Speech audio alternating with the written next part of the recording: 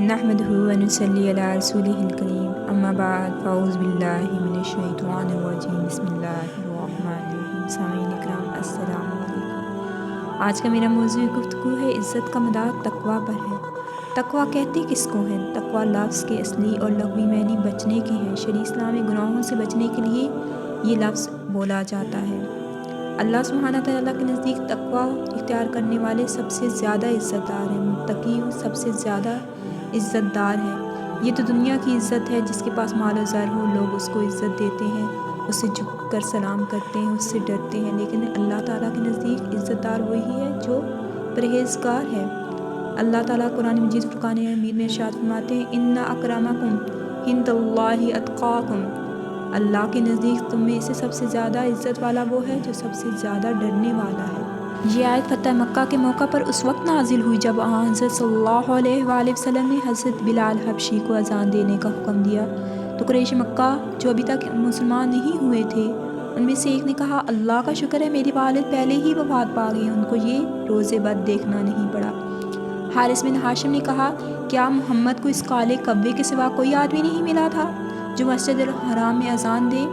ابو سفیان بولے میں کچھ نہیں کہتا کیونکہ مجھ کو خطرہ ہے کہ میں کچھ کہوں گا تو آسمانوں کا مالک ان کو خبر دے دے گا۔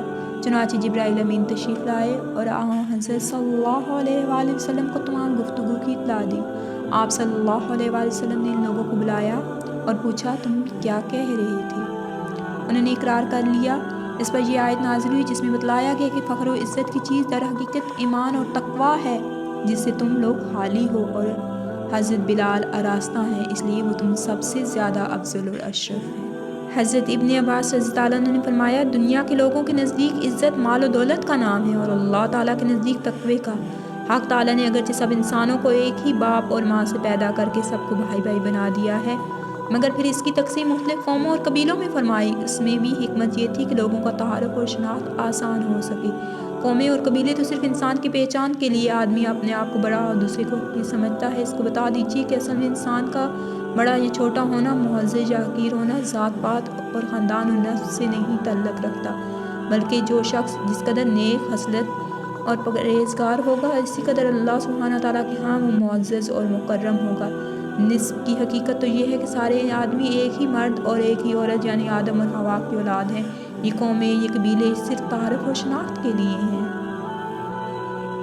بلا شبہ جس کو حق تعالیٰ کسی شریف اور معزز گھرانے میں پیدا کرے وہ ایک شرف کی بات ہے، جیسے کسی کو خوبصورت بنا دیا جائے، لیکن یہ چیزیں ناز اور فخر کرنے کے لائق نہیں ہیں۔ اسی کو معیار کمال اور فضیلت ٹھہرا لیا جائے اور دوسروں کو حقیر سمجھا جائے، یہ غلط ہے۔